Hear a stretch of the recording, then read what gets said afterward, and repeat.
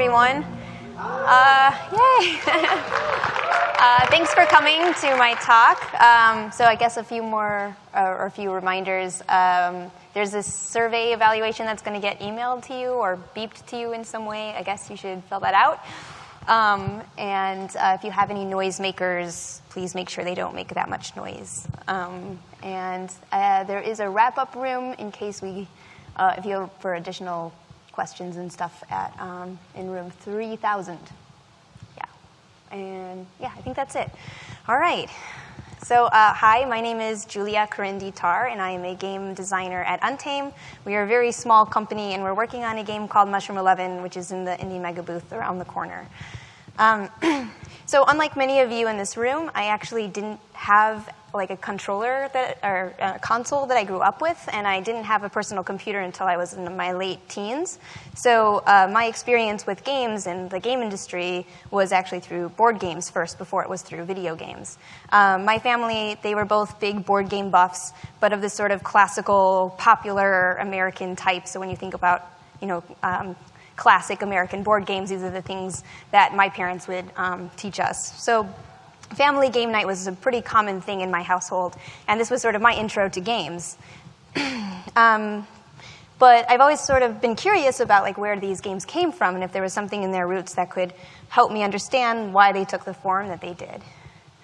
So there was a few things that needed to happen before game night could even exist in the US. So before the 1800s, tabletop games mostly were symbols of wealth. They were handcrafted. Some of the early handmade board games had gold leaf paint on them, and they stood in as wealth symbols as a way to pass the time. But in the 19th century, you have this industrialization taking hold of most Western societies, and this rise of the middle class starts to happen. And now you have huge amounts of people that have disposable income that they can spend on things like books and entertainment. At the same time, there's also this movement in the U.S. to educate kids. So this was also part of having a bunch of disposable income. You don't have to have your kids go to the factories to work to help support the family. So now with their free time, education was seen as this thing that kids should be doing. In the 1830s and 40s, the lithography print became more widely available to book publishing houses, and this led to the mass production of books and board games, which did two things. It allowed content to reach a large audience, and it also greatly reduced the prices of that material so people could easily purchase them.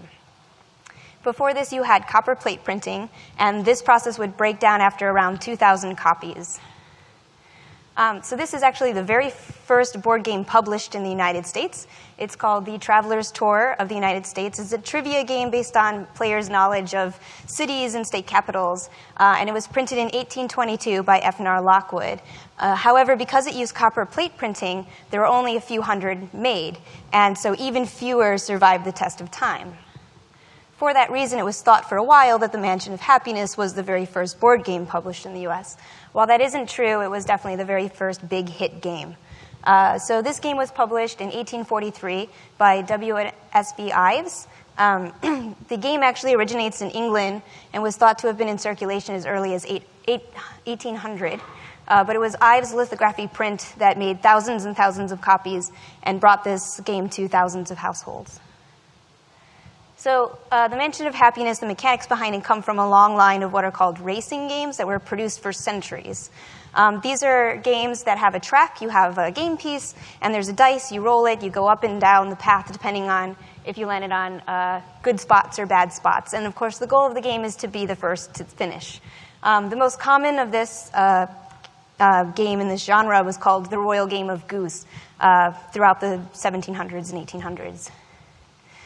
But the Mansion of Happiness had this elaborate story and theme over this simple racing game. So instead of having geese or eggs as good spots like the previous versions did, this game had stuff like justice, piety, honesty, and humility. And bad spots, of course, were cruelty, prison, and a whipping post where if you landed on a Sabbath breaker spot, you would go to the whipping post to be whipped. Not necessarily content that you would associate with a family board game, but nonetheless, here it is. The goal of the game, of course, is to get to the final square, the Mansion of Happiness, this being the, everlasting paradise of the afterlife. So even though this is a game of chance, you won't find any dice with it, and that's, of course, because of dice's association with things like gambling and sin and using God in a way that seemed blasphemous. And this actually, this idea of using dice to invoke a God's favor is, pretty humanly universal. You wouldn't want to waste that on something as meaningless as a board game. So the idea that dice would be considered bad span not just Western civilizations or just, the 19th century, but they go back for thousands of years. In fact, some scholars believe that a very early Indian game where people used dice in order to move game pieces got affected by a rule banning dice from being used. And so players decided to change up the game so they could get around that law without getting arrested or hurt by using strategy. And this was a branch from an early Parcheesi variant into an early chess variant. But instead of using strategy, board game designers got around this by using something called titoums. These are tops with the numbers on them, and you would spin them, and whichever one landed on top, that was the number you used. I'm not quite sure why the middle one looks less sinful, but somehow this worked. So even though the stage was set for board games to become mainstream in the U.S. in the early to mid 1800s, the culture was still pretty religious. The idea that you would have idle time was seen as a way to improve yourself, either through studying or reading books or reading religious materials, and also with the fact that most people now had their majority of their free time on the Sabbath day or Sunday. And of course, playing a game was considered breaking the Sabbath, and that wasn't very cool, at least socially. So early game designers got around this by stressing things like religion and education over game systems. Another reason, perhaps, why there was so much heavy-handed Puritanism in the early American board games could be because for most of the 19th century, Salem was the game capital of the U.S. And of course, Salem has this history in Puritanism, and of course, this is all different. All across America, there are tons of different Christian sects and Jewish sects even, and people who are more or less religious. So there's a variety of people, but this could be perhaps one of the reasons why some of the early ones were pretty religious. So in the early half of the 19th century, Salem, Massachusetts was this huge import-export hub, and it was also a big book publishing hub at the same time, so it was the perfect place for W.S.B. Ives to find the Mansion of Happiness and then use his lithography print and then market it and distribute it to thousands of American households. So shortly after the Mansion of Happiness, another breakout game hit the U.S. This one was called The Checkered Game of Life, and it was made by a guy named Milton Bradley in 1860. He was a lithography printer who was struggling to keep his business alive. He made a bunch of photos of Abraham Lincoln without a beard, and he couldn't sell them. So to save his company, he decided to try his hand at making a board game. So players start in the lower left corner, marked infancy, and they try to work their way up to happy old age. This is not actually quite like a racing game. Players spin a titoum, of course, and the number that would show up would give players an option of which direction to move, left or right, up or down, or diagonal to move around the board. And the goal was actually to get to 100 points first, not necessarily to land on happy old age. But since happy old age is weighted so much, it would be almost impossible not to get to that point without winning the game. Just like the Mansion of Happiness, there's this elaborate theme over the board game. You have poverty, ambition, bravery, ruin, and even suicide. Again, not necessarily themes you would think of that would be in a Milton Bradley game. But Bradley wanted to map the relationship of life in order to teach the ups and downs of life to players. So he had things like going to school could lead to ambition, which could lead to wealth, but it could also lead to fame, which could lead to ruin, and that kind of thing. But the Checkered Game of Life marks this change in American values that was happening in the 1860s and 1870s, which was that, the idea or the concept that you can have happiness in this life was something good. So you could go to school, get educated, work really hard, start a business, and make money. These were all good things. versus the Mansion of Happiness. It even says in the instructions, like, happiness is not something in this lifetime, right? If you're happy in this lifetime, you're doing something wrong, right? Which is a terrible idea to teach kids, but like, it was so religious. It was like this idea that you couldn't really enjoy life, and so this change was starting to happen. And of course, after this, a wave of games would start to come along that would reinforce this value of, like, pull yourself up by your bootstraps and make money, and yay, you're, you know, successful. And these are all sort of values that are considered worthwhile pursuits. So this is The District Messenger Boy by the McEwen brothers in 1886. And this is Office Boy, which was Parker Brothers in 1889. Looks like a really cool board game, but it's actually a very simple spiral racing game. So Milton Bradley made his fortune and fame in part for his travel kits. So he published 9 board games, including his own, and little kits that he would sell to the Union Army. And some scholars point to this as a turning point in bringing board games as a pastime from Massachusetts to the national scale. It was also a little weird that people are playing a game to get to happy old age when they're waiting for battle. So in 100 years, to mark the 100th anniversary of the Checkered Game of Life, and of course the founding of the company, Milton Bradley hired a designer, Reuben Clammer, to redesign the Checkered Game of Life. He ends up almost building it completely from scratch, reverts back to a more strict racing game. Cars are your life's transport system, which is interesting because, of course, this is 1960, and cars are like reshaping the nation. And there's money added as well. There's like this dichotomy ending that happens that you're trying to collect as much money as possible so you can retire to millionaire's estate, or else you'll be, you know, banished to the poor farm, which is a little different than just trying to get to happy old age. In 2007, they made another change to this game to try to get around the fact that money is your only value system in the game of life. They added something called life points. However, these life points are kept track of a Visa-branded credit card. So this game is a little bit more modern than the ones I've talked about. Candyland was designed by Eleanor Abbott in 1945. She wanted to design a game for really young kids to play by themselves without any parental oversight. And if any of you have tried to design a game for 3, 4, and 5-year-olds, you might understand that they have a really hard time understanding numbers. So having a racing game where you have dice or a spinner or something like that is going to be really hard for them to wrap their head around because they're just, you know, counting and adding and stuff. So she got over this by using a card system. Players draw cards, and whatever color they see, that's the next one along the path, no matter how far along the path that is. So Eleanor came up with this idea when she was recovering from polio, and she noticed a lot of kids kind of left to their own devices recovering from this disease. So she wanted to provide a game experience for them so that they could play by themselves without having to wait for a nurse or another adult to start the game to get, you know, to help take their mind off of this disease. And in the first draft of the game, you could see in the lower left corner, the boy has what looks like a leg brace on. But of course, as soon as this game became popular, the link to polio was forgotten. The reason I'm bringing this up in this talk is I feel like as designers, sometimes we tend to overlook these really simplistic games. But I think Eleanor did a really great job of understanding the limitations that her players had and designing an elegant solution around it.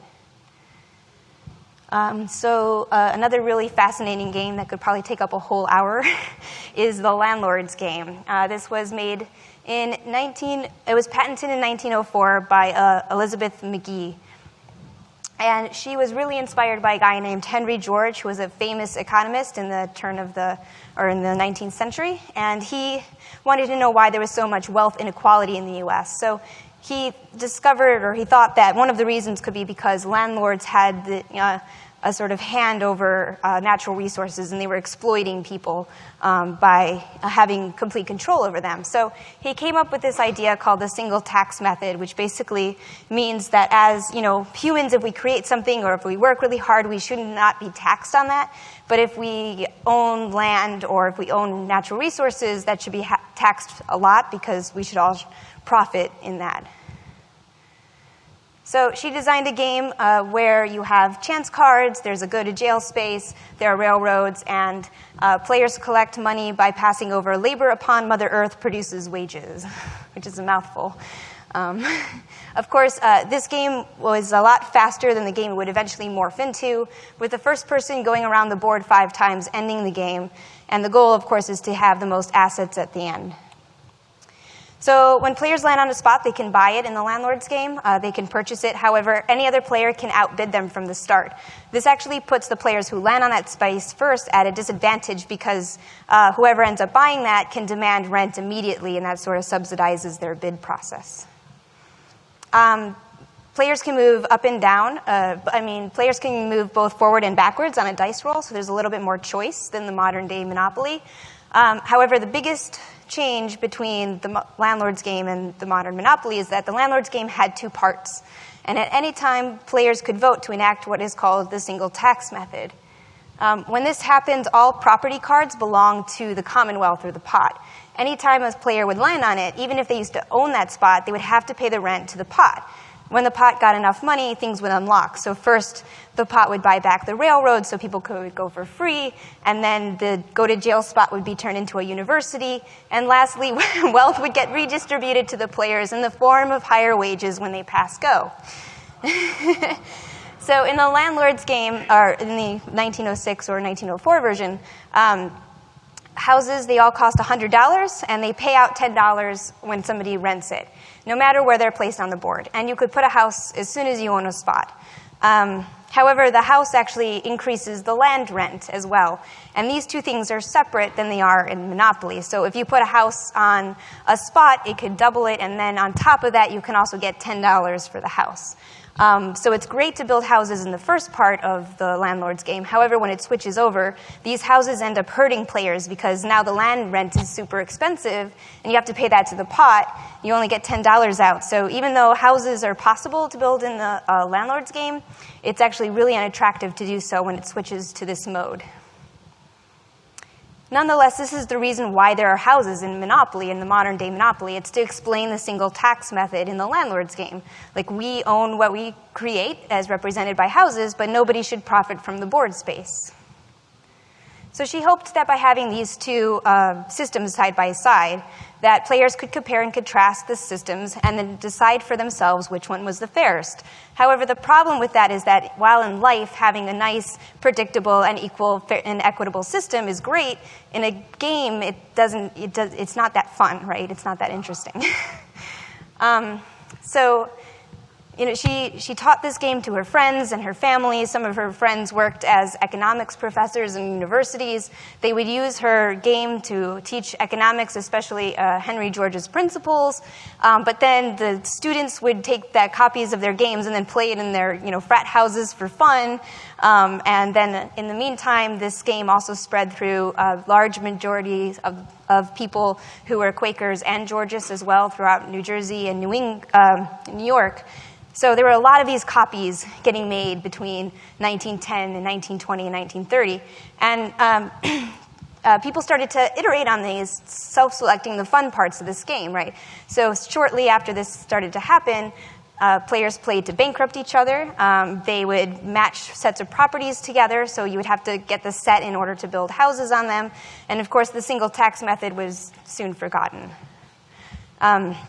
In 1934, Charles Darrow was introduced to one of these versions, and he decided he wanted to make, one of his own homemade version for himself.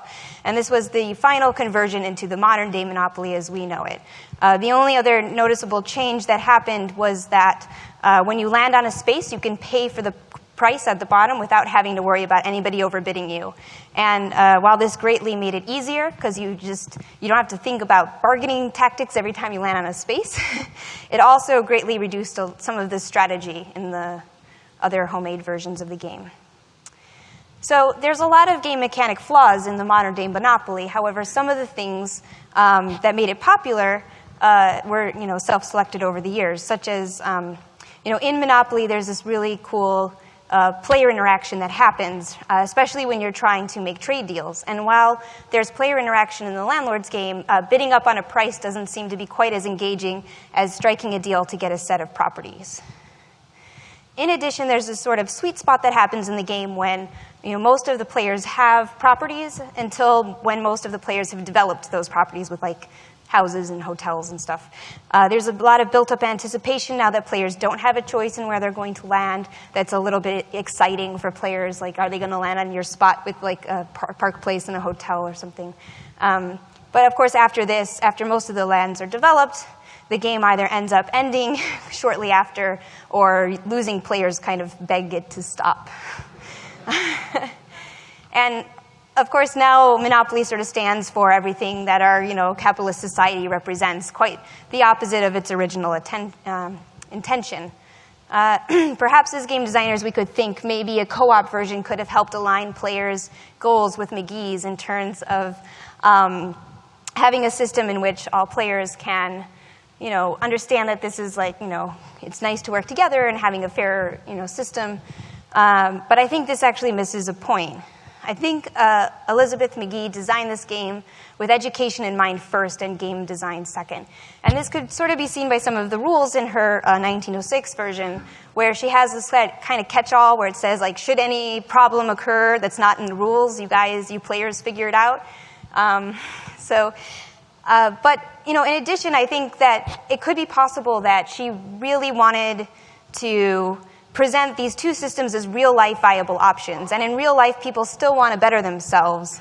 Having a game where people who have the most money at the end in order to win might have been because she wanted to be like, look, you can have this system and you can still improve, and this could work out. And I think that that was much more important to her than having a game system that worked, right? Also, keep in mind that she's designing this game at the turn of the 20th century, and a lot of the games coming out of this time were very simple. They had elaborate, they were stressing education, they were stressing themes of story, and a little bit less in design. And in fact, she repeatedly tried to get Parker Brothers to publish her Landlord's game, and they would always come back being like, "You are crazy. No one's going to understand this economy and a game system. You should just, players don't want to deal with all of that stuff, right? They won't be able to handle its complexity." So there was a lot of that as well. So looking back at this long history of American board games, I can sort of speculate why they kind of took the shape that they did. One seems to be cultural, right? The idea here where it says, idle hands make for sad hearts. The idea that if you have free time, you should not necessarily spend it playing a board game. And that's not to say that in the 1900s people didn't want to have fun, right? But I think that there's a different amount of scrutiny that happened over different kinds of games. Like if you're a bunch of adults getting drunk on a Saturday night, like playing a parlor game is a little less scrutinized than playing a game of chance on your table with, a top and your kids on a Sunday, right? So there's like this different level of scrutiny that board games probably had to endure over things like sports or parlor games or other types of activities. Another point is that this book was published in 1870 by the McEulin brothers, who are also big board game publishers. So in the early 19th century, a lot of board game designers and publishers were coming out of the book industry. And so you can kind of understand why they would navigate toward really elaborate themes and perhaps narrative linear structure. In contrast, a lot of the early European designers came from toy-making tradition, right? And so that's going to give them a much different reference point. So what does this mean for us today, right, as video game designers? I think that as our medium matures, we're going to be asked not only to make entertaining and fun content, but we're going to be held responsible for that content and what we are communicating to players. And by looking back, with hindsight, we can see more clearly, okay, there's culture obviously, enforces design. So, what are the things that we are either consciously or subconsciously being influenced by with our current culture? And, these games have been around for a long time, and the games that you guys are making will be around for a long time, too. So what will somebody 50 years from now think about our current time by playing the games that you are making in this room? So I just want to give a shout out to the Strong Museum. They helped me a lot with my content and material for the talk. If you guys haven't made it to Rochester, you should go. They have extensive archives of video games, board games, all sorts of games. And in fact, one of the curators is giving a talk very shortly after this about preserving video game history. So if this is something you're interested in, you should check it out. Also, a few other people helped me, most notably Mary Pylon, who just wrote The Monopolist, which has a history of all the characters involved in the Landlord's game. It's super interesting. So, thanks, guys.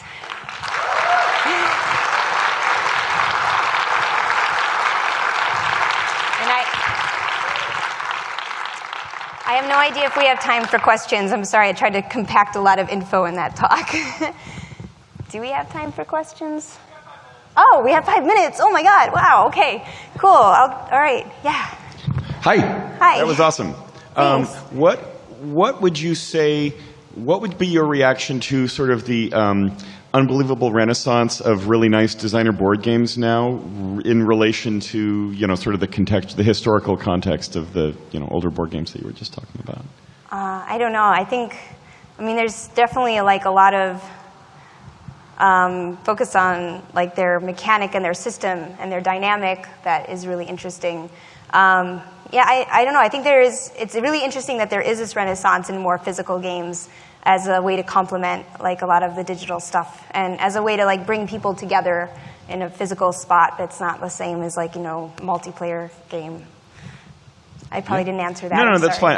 The thing that was interesting to me is so many, of the current sort of designer board games have economic bases as well, and they're about auctions and bidding and a lot of that kind of stuff. And so it was fascinating as a real devotee of that stuff to see that stuff was, that stuff was happening 150 years ago in terms of board game design here. She was coming up with the ideas for this patent even, before 1904. She even wrote an article in 1902 about like how she really hoped that this would turn the tide of people convinced that capitalism was the, answer. So, yeah, it's really interesting to see how that, her thought process was.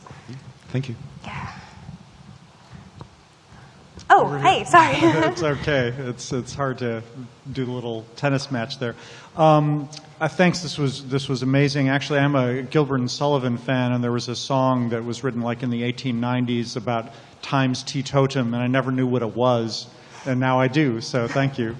But I'm also interested because I've done a lot of work in serious games, and it strikes me that what she was trying to do was a really early serious game and have that be an instructional thing.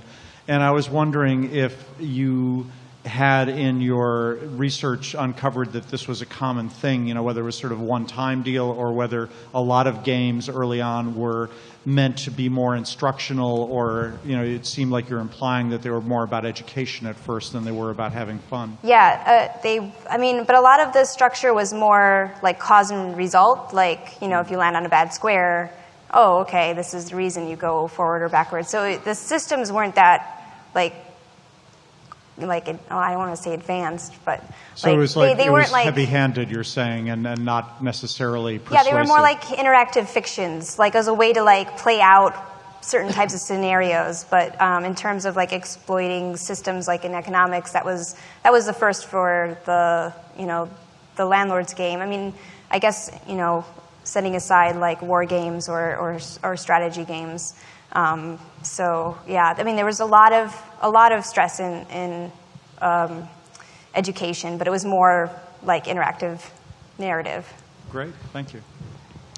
I thought that was super awesome. Thanks. Your history of Monopoly kind of reminded me of like the history of recorded music, where like prior to music being associated with a particular recording by a particular artist, it was more like scores and sheet music, and it was like anybody could play the song. And even when recorded music started, it was like, oh, here's the song, and there'd be like 5 different versions of it kind of floating around. Yeah. And was that common in the history of board games? Was it kind of like there a were folk a lot of art? There were a lot of homemade versions.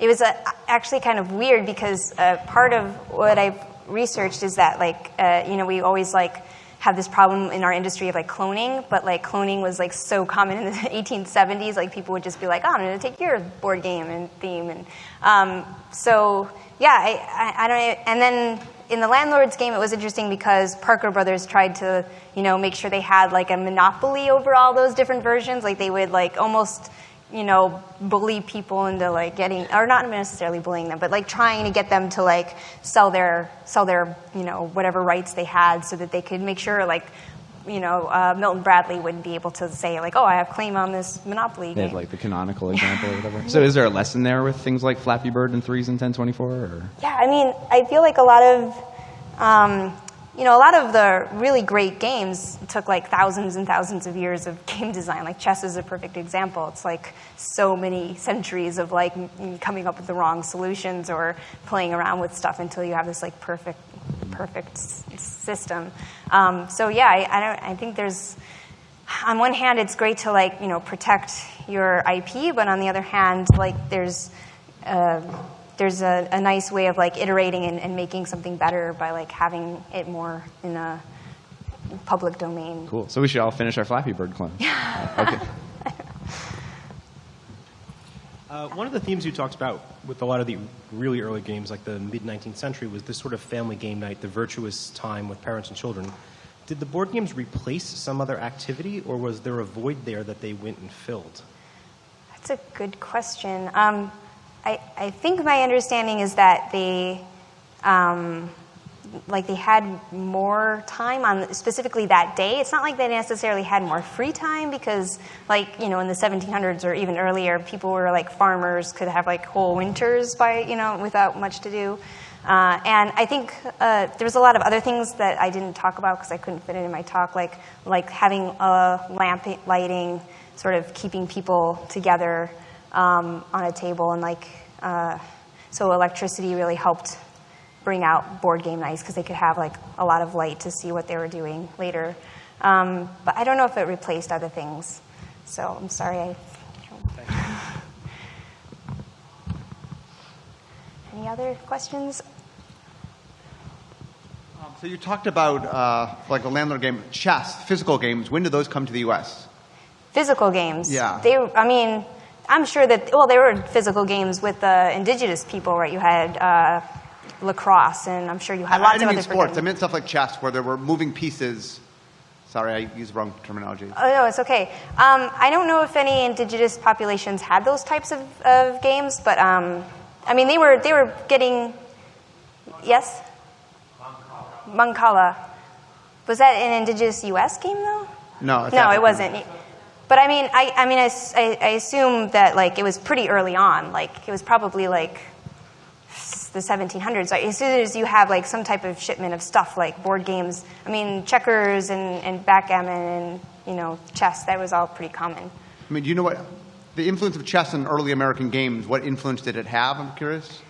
I don't know. I think most of the popular sort of common games were like either strategy games like chess and checkers or these kind of racing games, but they're two different branches. And I think part of it was also there were two different understandings. Like, you know, playing chess was a lot less culturally like scrutinized because it's strategy based and you're like learning how to do strategy moves, whereas like a racing game where you're telling a story, that was seen more as a tabletop because you had like these numbers involved and chance involved. Yep, okay. Thanks, guys.